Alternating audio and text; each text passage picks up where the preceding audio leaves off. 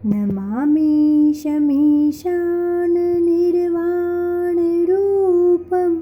विभुं व्यापकं ब्रह्मवेदस्वरूपं निजं निर्गुणं निर्विकल्पं निरीहं चिदाकाशमाकाशवासं भजेऽहम्। ओम नमः शिवाय। आदिदेव महादेव के लिए कहा जाता है कि वह अपने भक्तों के लिए सुलभता से उपलब्ध रहते हैं और मात्र फूल पत्ते चढ़ाने से ही प्रसन्न हो जाते हैं। महादेव को भोलेनाथ भी कहा जाता है क्योंकि किसी में कोई भेद नहीं करते। इसलिए शिव को प्रसन्न करने के लिए हम अपने अपने तरीके से प्रार्थना करते हैं। ऐसे में श्रावण का मास और शिव पुराण का पाठ दोनों का मेल हो जाए तो शिव भक्त मन चाहे वरदान को प्राप्त कर सकते हैं। इसी शुभेच्छा के साथ हम आज से अपने चैनल पर शिव पुराण का पाठ प्रारंभ करने जा रहे हैं। यदि आप इसे सुनना शुरू करते हैं तो इसे नियमित रूप से सुनें ताकि इसका आपको पूर्ण फल मिले। शिव पुराण का पाठ करते या सुनते समय कुछ सावधानियां अवश्य बरतें। शिव पुराण को पढ़ने या सुनने से पूर्व तन और मन को शुद्ध करें। मन में भगवान शिव के प्रति श्रद्धा रखें। किसी के प्रति द्वेष भाव न रखें। किसी की निंदा चुगली न करें, अन्यथा पुण्य समाप्त हो जाते हैं। सात्विक भोजन ग्रहण करें। तामसिक पदार्थों का त्याग करें। किसी भी तरह का पाप न करें। शिव पुराण का पाठ सुनने से पहले या बाद में किसी का भी दिल न दुखाएं। धार्मिक मान्यता के अनुसार श्रद्धापूर्वक शिव पुराण का पाठ करने से मनोकामनाएं पूर्ण हो जाती हैं। निसंतान लोगों को संतान की प्राप्ति होती है। अगर वैवाहिक जीवन से संबंधित समस्याएं आ रही हैं तो वे समस्याएं भी दूर हो जाती हैं। व्यक्ति के समस्त प्रकार के कष्ट और पाप नष्ट हो जाते हैं और जीवन के अंत में उसे मोक्ष की प्राप्ति होती है। तो चलिए शिव पुराण महात्म्य के पहले अध्याय से शुरुआत करते हैं। पहला अध्याय, सूत जी द्वारा शिव पुराण की महिमा का वर्णन करना। श्री शौनक जी ने पूछा, महाज्ञानी सूत जी, आप संपूर्ण सिद्धांतों के ज्ञाता हैं, कृपया मुझसे पुराणों के सार का वर्णन करें।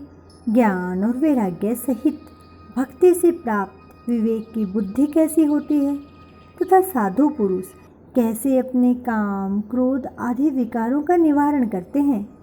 इस कलयुग में सभी जीव आसुरी स्वभाव के हो गए हैं, अतः कृपा करके मुझे ऐसा साधन बताइए जो कल्याणकारी एवं मंगलकारी हो तथा पवित्रता लिए हो।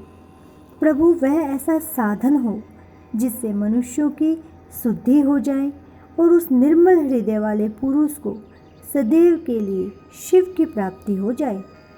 श्री सूत जी ने उत्तर दिया, शौनक जी, आप धन्य हैं क्योंकि आपके मन में पुराण कथा को सुनने के लिए अपार प्रेम व लालसा है। इसलिए मैं तुम्हें परम उत्तम शास्त्र की कथा सुनाता हूँ। वत्स, संपूर्ण सिद्धांतों से संपन्न, भक्ति को बढ़ाने वाला और शिवजी को संतुष्ट करने वाला अमृत के समान दिव्य शास्त्र है शिव पुराण।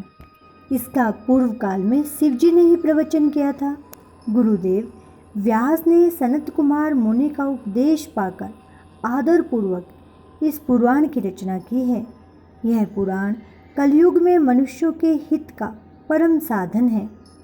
शिव पुराण परम उत्तम शास्त्र है। इस पृथ्वीलोक में सभी मनुष्यों को भगवान शिव के विशाल स्वरूप को समझना चाहिए।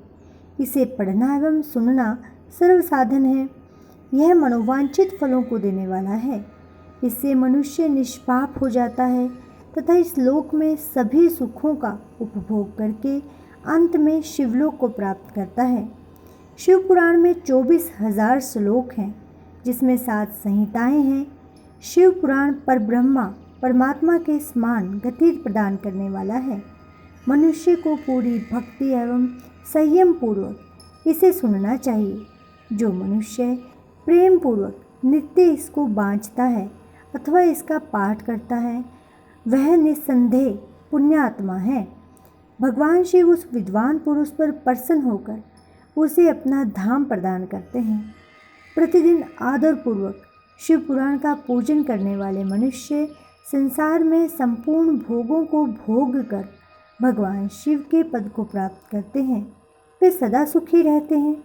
शिव पुराण में भगवान शिव का सर्वस्व है।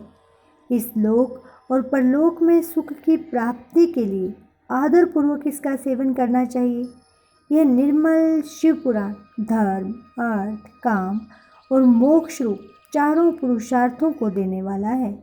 अतः सदा प्रेम पूर्वक इसे सुनना अथवा पढ़ना चाहिए।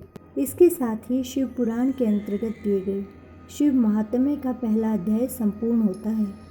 कल हम दूसरे अध्याय में देवराज को शिवलोक की प्राप्ति तथा चंचुला का संसार से वैराग्य कैसे हुआ, इस कथा का श्रवण करेंगे।